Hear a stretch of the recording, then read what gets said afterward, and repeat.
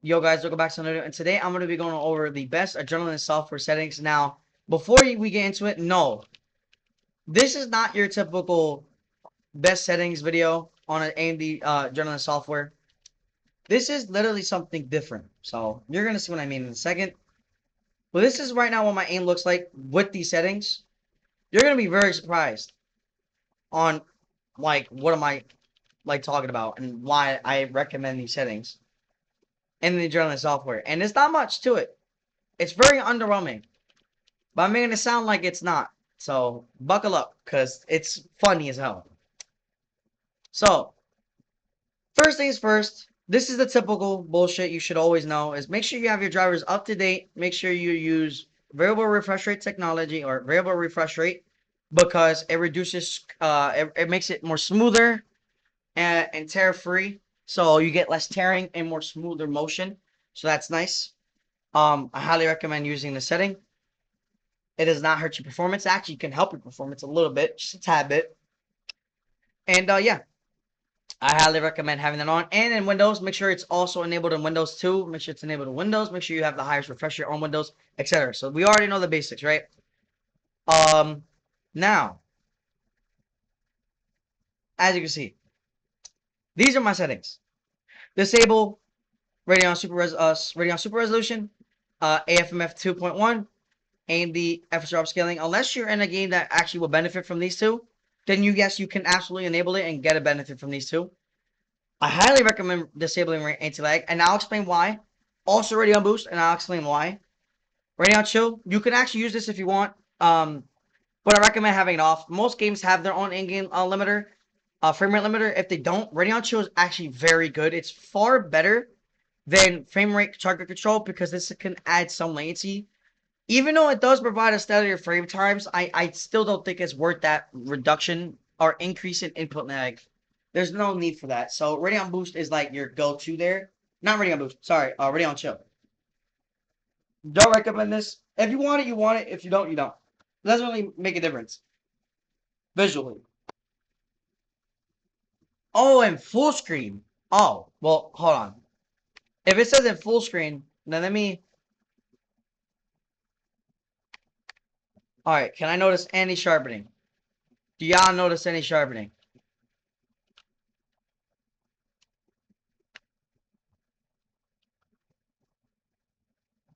Oh, okay.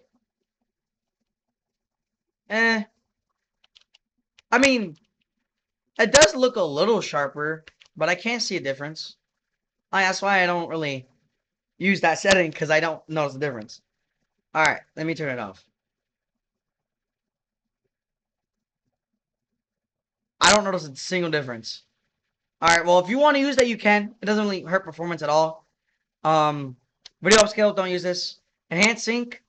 Enhanced sync is basically like FreeSync, and it can work with FreeSync, but I only recommend this if you're playing like a single player game to reduce visual tearing and lag as much as possible to make it even smoother, depending on like your frame rates.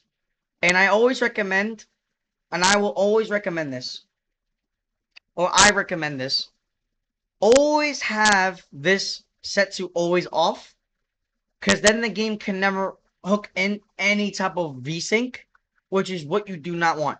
FreeSync or G-Sync is what you want, not VSync. They're different. Frame rate target controller, I already went over that. Use these settings because these are like the default. Like, they don't use any, like, they don't override anything, add any, like, overhead. Keep this off. Yeah, just keep that off. I highly recommend putting this performance and enabling this and this and optimize, and that's it. I told you it's gonna be underwhelming. Also, keep anti-lag 2 or whatever setting off. And I'm gonna explain why. Anti-lag or anti-lag 2 or Radeon Boost, what they do is they reduce anti-lag reduces the render queue between the GPU and CPU when you're GPU limited. So the CPU doesn't go far past the graphics card, which can cause it to feel a bit higher in latency or make it less responsive and more delayed in your inputs. But that's where anti-lag or anti-lag 2, depending on the game, if it's integrated in that game and supported in that game, it can make your aim noticeably more responsive because it takes away that queue, most of the queue, and it makes sure the CPU isn't running faster than the GPU is actually computing.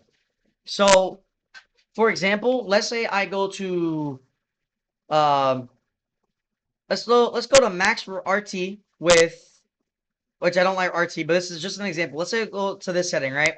But I turn on anti-lag 2. Oh wow, that actually looks super good. Super crispy. Look at that. That is very nice.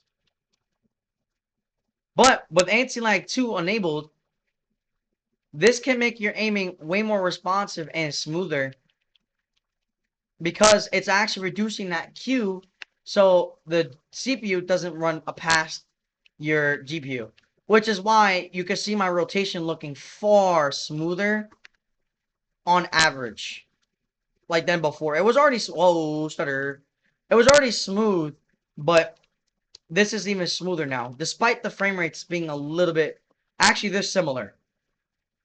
I'm gonna be straight up honest. In the firing range, the performance loss you get is very small, so that's why it's kind of hard to actually test this. But you get what I'm saying. Doesn't it look a little bit smoother on average? The reflections are nice. That's pretty cool. I have RT on max, so yeah, that's nice. I mean, I don't really think it's worth it, to be honest with you. I really don't think it's worth it. I mean, I only notice a penalty in my performance only because I'm not in a real match. I'm in the firing range. Duh. Less AI to the CPU needs to render or whatever, or process, literally. So that's why I don't recommend anti-lag for when you're at low settings, and this is why. So let's say I go back to low settings, no RT. Oh my god, Jesus! And I have anti-lag 2 still enabled, right? Oh shit! It kicked me out. Basically, you get what I'm saying. It's not recommended to have it on, so that's why I always recommend having it off. And then Radeon Boost is the same thing. And it incorporates anti-lag technology as well at the same time. And it also dynamically adjusts your resolution based off of your input or movement. So depending on the scene, you might get a big uplift, you might get a small uplift. It all depends. But it all depends if you're actually GP limited. So, and you have to restart the game if you want to enable it. But yeah, that's really about it. See you guys later. Peace. Psych. I have one more thing I want to say. A few things I want to say. So, uh, lately I have been like stressed out because, well, actually, I'll get to that second. The reason why I haven't posted any videos because I actually did want to post a bit more, like actual somewhat some gameplay maybe, uh, but um, huh?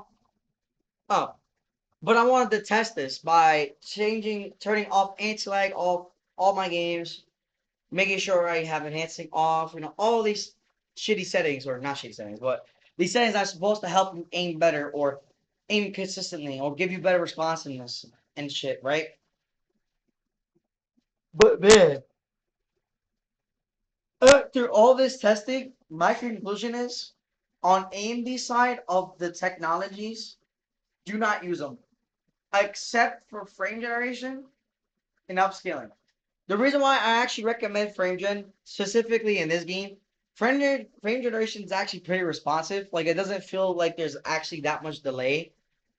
Um, and if you're on RDNA 4, like if you have a graphics card that's on the RDNA 4 architecture, like my graphics card, which is the 9060 XT 16 gigabyte, then you can utilize Effercer Redstone's frame generation, machine learning. And when I tell you the latency is far lower, I don't even notice I have frame gen on. I'm not even fucking with you. I'm being serious. AMD's frame gen is very good. What is it doing? Okay. But yeah. But also I've been also stressed out. So that's also why I haven't been, playing like that. But luckily I'm a little bit less stressed because my room is far cleaner now. I don't have to worry about anything else. Rent has gone up for me, so I have to pay a little bit more money in rent, so it's alright. And I also want to go over again one last time on some things that I am going to be buying that's going to improve my setup, and I might even show you setup afterward. So if I go into the cart, obviously I'm going to get the Thermal Peerless Assassin. Of course, I'm going to get RGB. Duh. More RGB equals more performance. The fuck? And then I'm obviously going to get the shitty ass CPU, the 5800X3D. Dog shit. I'm just kidding. It's like the best CPU you could buy right now for AM4 in reality, but I don't have enough money right now. So first things first, I am gonna get a new mouse. I'm gonna get the Viper V3 Pro SE. So I know wireless is actually better than I thought. So I shitted on wireless for so long, so I regret that now. Uh, don't mind like all this extra shit. These are shit that I need to worry about like in my room that I need to worry about. Like, so don't mind this. Um, just keep that in mind. I'm buying a new desk. I'm buying this specific desk because of the size. I have a 20 by 40. I have a 40 by 20 by 29 by 0.5 desk. So 29.5 inches or 29-ish, 28 inches in height. It's the same. This might be taller or similar in height. But this is only 40 inches across, or not across, wide. We're 20 inches across from me and to the monitor. So I don't really get much desk space overall. And my mouse and keyboard isn't even on top of the desk because it comes with a desk drawer. It's an old, it's older than me. This desk I'm on right now is older than me, so I need to upgrade. This is a 55 by 24 by 29.5 inch desk, and it's thick and it's clean. I know it's like an office type of desk, but you can also put like gaming stuff. Like these type of desks are actually way better because they're more durable. They're easier to clean, and overall, they actually look more aesthetically pleasing because they're more simplistic and overall just less clutter feeling and looking. I have like less clutter now because again I cleaned my room. Like literally yesterday, I've cleaned everything. Like it, dude. I'm so much better now. I am also upgrading my mouse pad because my mouse pad is okay, but I do think if I get a slightly better cloth mouse pad for my mouse, I think I could get better overall consistent glide, and maybe gliding can feel easier. My microadjustments might feel a little bit easier to do, meaning I'll have less, all that stuff. Eventually, maybe I might replace my fans, but I am kind of scared to replace my case fans because that's why you see this right here, because I do not have a hub for these fans. I don't even think these come with a hub, unfortunately. But I will buy them and we'll see one day when I do have to change out these case fans. Luckily, these have been perfectly fine. And I just cleaned out the PC yesterday, so we're all good there. And then this is the monitor I'm getting. $370 for a QD OLED 1440p 240 Hz 0.030 milliseconds response. You cannot tell me that is not a steal. That's a steal. But if you want something a bit cheaper but very good either way,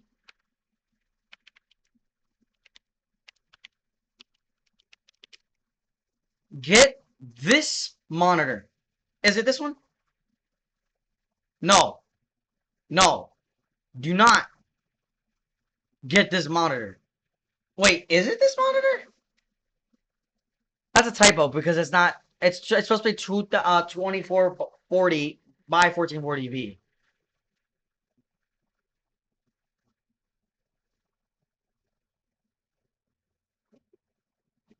Damn.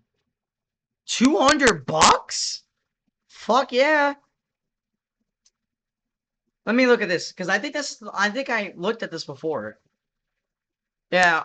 Yeah, this is from AOC as well. So the same brand I'm gonna be getting. Um has 180 has adaptive sync, so it has 180 hertz, 1 millisecond response time, gray to gray responses, 27-inch fast VA. Keep that in mind. Um, ooh, very accurate in colors and all that stuff. Really good contrast. Basically, that's everything you would want. Uh, uh, uh, it's not that much better, but this is wrong. and this is wrong. This has to be a typo, but I highly recommend this monitor if you want like something alternative to OLED while still giving you most of the OLED benefits. Except you don't get burn-in. Now there is some cons with mini LED monitors, but I don't think it's that much big of a deal compared to OLED's burn-in risk. But if you're willing to spend the extra like 50 bucks, 60 bucks, 70 bucks, I really recommend this QD OLED monitor. I'm going to buy it myself. I hope it's good because, man, I cannot wait to upgrade to that monitor because I have this shitty 1080p VA 165Hz monitor panel. So, and I get to go to 1440p, which is dope. So nice. Anyways, that's really about it. Take care and peace.